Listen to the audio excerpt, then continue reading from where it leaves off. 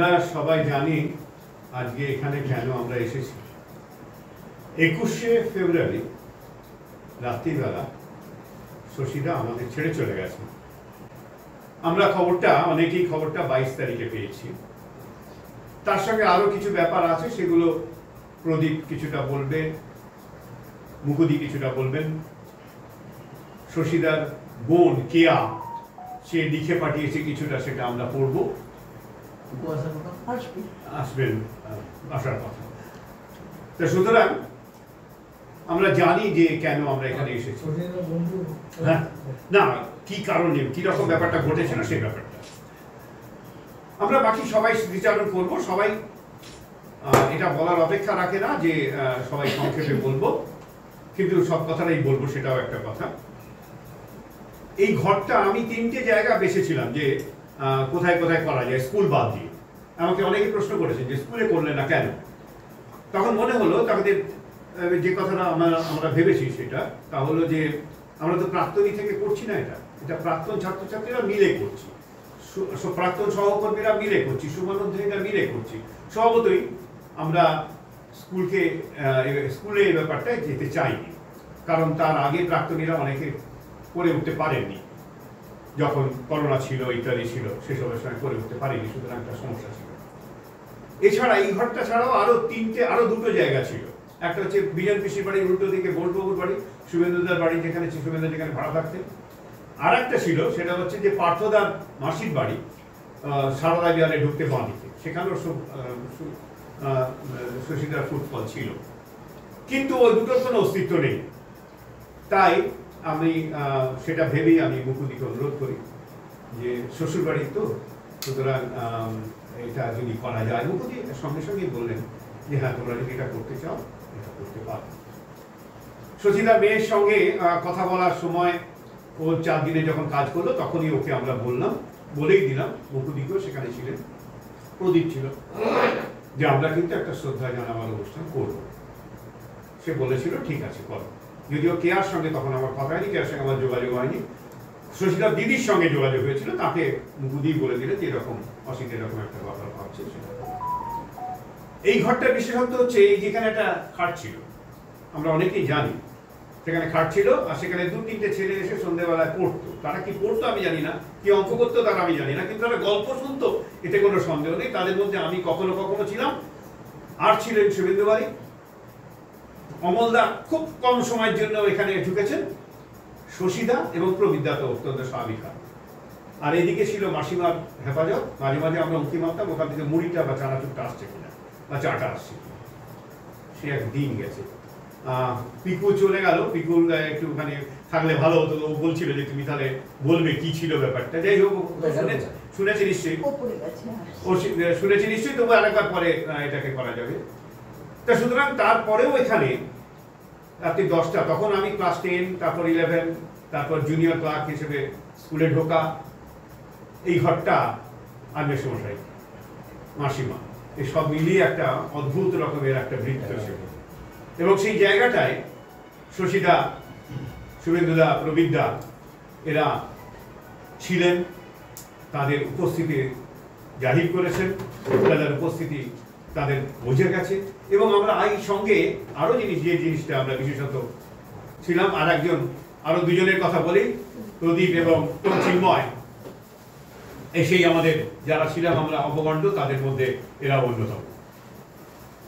কিন্তু শশীদা কেন শশীদার জন্য আমরা করেছি, অনেকেই তার বিশেষত্ব থাকে। শশীদা বিশেষত্ব হচ্ছে আমাদের কাছে তখন আইডল, তুরন্ত ইংরেজি বলেন, চোখের সামনে উঠে দাঁড়িয়ে একের পর এক কথা, একের পর এক কবিতার লাইন তুলে নিয়ে বলতে পারেন। তিনি বলতে পারেন লাস্ট নাইট টুগেদারের কথা, তিনি বলতে পারেন দ্য প্রিন্স নাটকটার কথা, ও হেনরি। সুতরাং সেই সবগুলো আমাদের চোখের সামনে যেন ভিয়েনার সেই দৃশ্য, সেই পাহাড়, সেই সুন্দর সুন্দর পাহাড়তলির অঞ্চলের সেই ছবি যেন আমাদের সামনে ফুটে উঠছে। সেইখানে বসে আছেন একজন রাজা এবং একজন সেনাপতি, দুজনে 2 গ্লাস মদ হাতে আছে, দুজনেই 2 গ্লাস মদ খেলেন এবং তারপরে দুজনেই মারা গেলেন। রাজা এটাই চেয়েছিলেন, তাকে যেমন মারতে এসেছিল সেনাপতি, তাকে একসঙ্গে দিলেন। এই গল্প আমরা চোখের সামনে দেখতাম যেন, শশীদা বলছেন। সেই শশীদাকে দেখেছি কোদাল হাতে ওই আজকের প্রিয়জির বাড়ি যেটা ছিল সেইখানটায় দাঁড়িয়ে আমাদের কাজ চলছিল রোটারি ক্লাবের সঙ্গে স্টেজটা তৈরি করা। প্রভাতদা বোধহয় জানে, প্রদীপটা জানে, অবিনাশও জানে, চিন্ময়ও জানে। ওখানে স্টেজ তৈরি হবে, সেখানে স্টেজ তৈরি হচ্ছে, কিন্তু শশীদার কথা মনে হলো যে ওই যেখানটা ঢুকি, আজকে তো সব বাঁধানো হয়ে গেছে, প্রিয়জির বাড়ির সামনেটা খোদলা হয়ে আছে, চারদিকে হয়ে আছে, সেইখানটায় আমরা তুলে এসে গিয়ে সেখানটায় আমরা শশীদা হঠাৎ একটা কোদাল নিলেন, সাদা পাঞ্জাবি পরা, দুটি পাঞ্জাবি, পায়জামা পাঞ্জাবি পরা, সেইটা কোদালটা নিয়ে সেখানে খুঁড়ে খুঁড়ে খুঁড়ে খুঁড়ে আস্তে আস্তে রাস্তাটা ঠিক করলেন। এবং চারদিকে ঘামে ভিজে গেছে। আমরা বললাম যে এটা জামাটা ছেড়ে ফেলুন না, না না তা কেন, ওটাও থাকবে এটাও থাকবে, সবই থাকবে। সুতরাং এই হচ্ছে আমাদের শশীদা। এছাড়া আরো অনেক শশীদা আছে, শশীদা টুকরো টুকরো খবর মালা হয়ে, ছোট ছোট ফুল মালা হয়ে শশীদাকে আমরা চিনে নেবো। আজকে আমরা শুরু করব। শুভেন্দুদা এখানে আছেন উপস্থিত, সবচেয়ে বড় বয়োজ্যেষ্ঠ। শুভেন্দুদা শশীদার জন্য শশীদাকে মাল্যদান করবেন। তারপর আমরা আমাদের মতো যে যা ফুল এনেছি, মালা এনেছি, সেগুলো দেবো। যারা ফুল আনিনি তাদের ওখানে জন্য ফুলের ব্যবস্থা আছে, সেটা আমরা দেব। এবং তারপরে আমি মুকুদিকে অনুরোধ করব, মুকুদি একটি গান গাইবেন, তারপর দু একজনের কথা বলবো, তারপর কৌশিকদা গান গাইবেন, তারপর দিদি গান গাইবেন।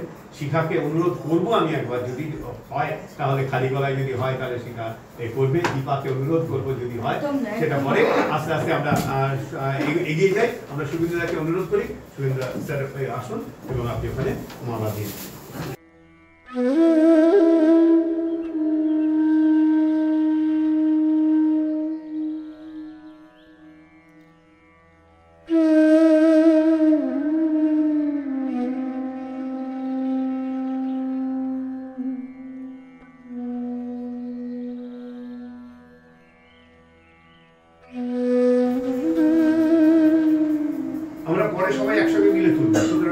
শশীদারকে মাল্যদান করছেন অধ্যাপক এবং বন্ধু শুভেন্দু বারিক। অমল মাধব মণ্ডল।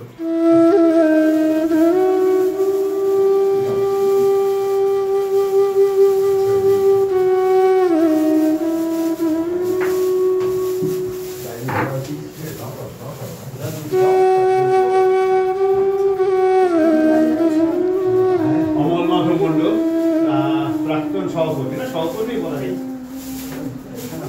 কিছু করার নেই, ওরকমই রাখতে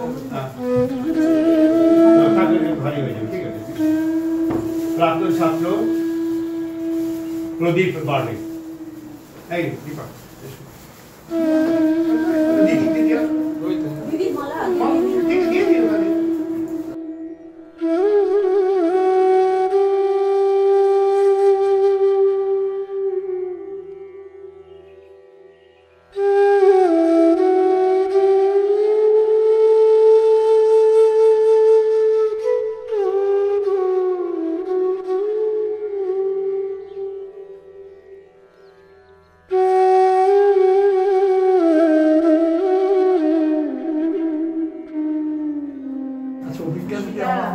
दीपालिका चैटर्जी,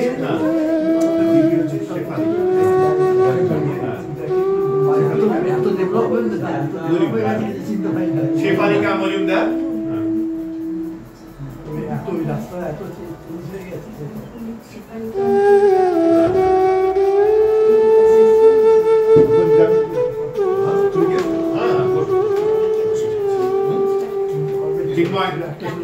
चिन्मय राय छात्र।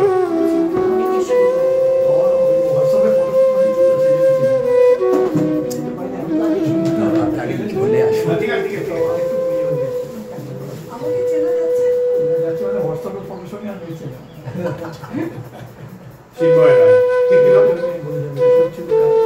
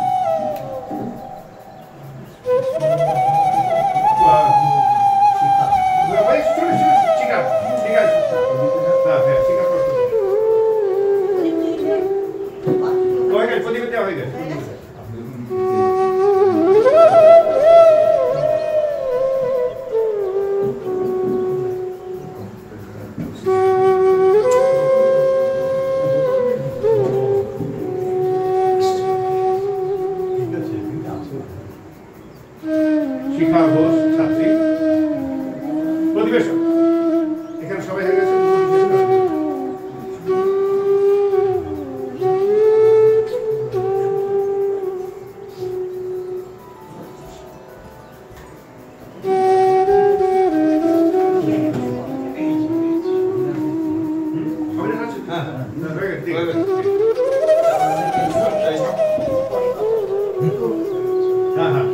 প্রদীপ পাল ছাত্রী ছাত্র।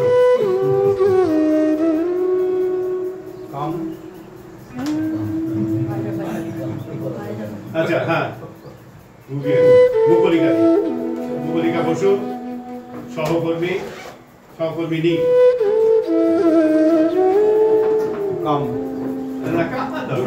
দুটো কাম আছে।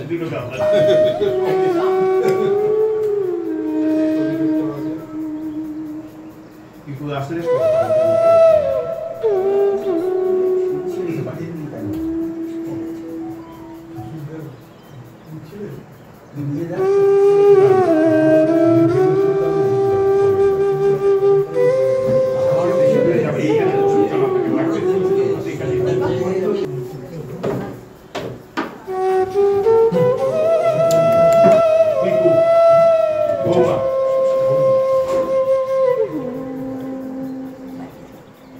বাচ্চুদার বা প্রবীর ঘোষের বড় বৌমা শ্রদ্ধা জানাচ্ছেন।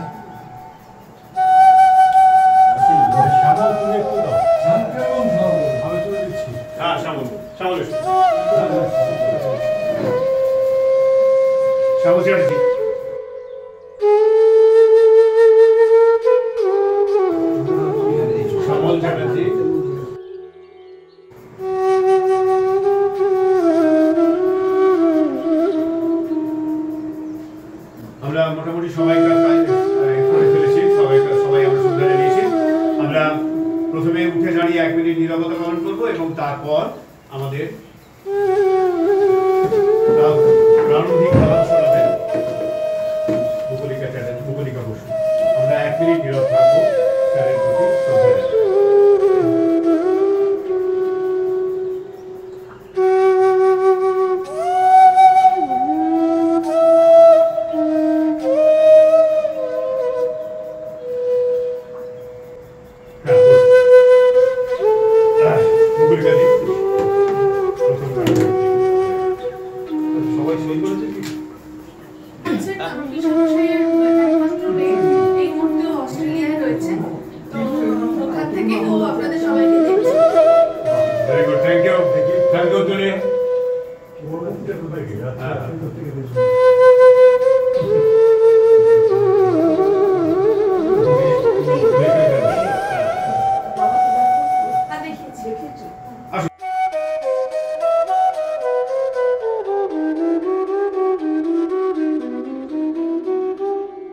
মুকুলিকা বসু। কথা বলতে কি আমার আজকে গান করতে খুবই কষ্ট হচ্ছে। শেষের কয়েক বছর বিশেষ করে আমার ননদ মঞ্জিমা চলে যাওয়ার পর থেকে আমি আর প্রদীপ আর আমার ছোট ননদ টুকুন বাবনিকাম আর আমার এই বৌমা, আমরা 4 জনে কি অসম্ভব যে চেষ্টা করেছি ভাবা যায় না যে সুচিতাকে এখানে নিয়ে এসে রাখবো, ডাক্তার দেখাবো। আমরা সুচিতার কি যে ওই বাড়ির উপর মায়া ছিল জানি না। কেবল বলতেন আগে ডাক্তার দেখিয়ে নিয়ে। আমি বলেছি আমার ছেলের বন্ধুরা রয়েছে বাড়ির কাছে, আমরা তো তাদের ভরসাতে থাকি, আপনি চলুন একবার আমাদের বাড়িতে চলুন। টুকুন অনেকবার বলেছে, আমরা আনতে গেছি, আমার বৌমা প্রদীপ আর আমার ভাগ্নি প্রদীপের মেয়ে আনতে গেছে পর্যন্ত, কিন্তু শশীদা যে কোনো কারণেই হোক, পারিবারিক কারণেই হোক, আসতে পারেননি। কিন্তু শেষের কয়েক মাস আসার জন্য আকুল হয়ে উঠেছিলেন। মুকু, আমি তোমার কাছে গিয়েই থাকবো, আমি তোমার কাছে থাকবো, আমি আর এই বাড়িতে থাকবো না, আমি তোমার কাছে গিয়ে থাকবো, তোমার কাছে মঠ মিশনের গল্প শুনবো, তুমি ওই সমস্ত কথা বলবে ঠাকুর আর মায়ের, আমি এখানে আর থাকবো না। এবং শশীদার মেয়ে তুলতুলি, সেও বলেছিল হ্যাঁ তুমি মামির কাছে গিয়ে, টুকুনের কাছে গিয়ে থাকো, ঠাকুর পুকুরে থাকো। কোথায় থাকলে আরো কিছুদিন রেখে দিতে পারতাম মানুষটাকে। সে তো আমাদের আশা বা চেষ্টা সবকিছু ব্যর্থ করে দিয়ে শ্বশুরদা চলে গেলেন, এবং এত আকস্মিক ভাবে গেছেন যে আমাদের সবার কাছে সেটা একটা খুব বড় ধাক্কা। আমরা ভাবতে পারিনি যে এইভাবে ডাক্তারখানায় নিজেকে দেখাতে গিয়ে সেইখানেই চলে যাবেন। এখনো যেন বিশ্বাস হয় না। আমি অনেকবার অস্বীকার করেছিলাম যে আমি আজ পারবো না, বোধহয় চেষ্টা করছেন। সেটা ভীষণ গান শুনতে ভালোবাসতেন বলে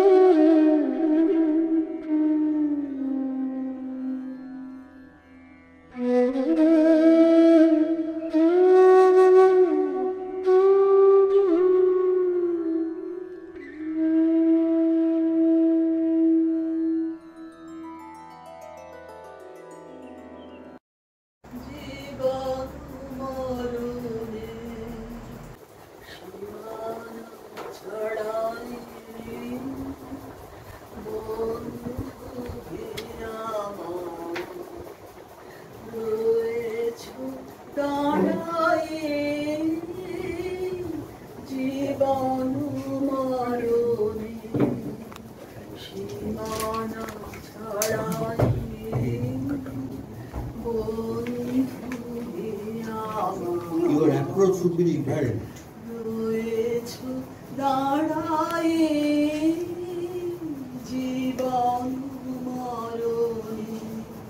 Very straight.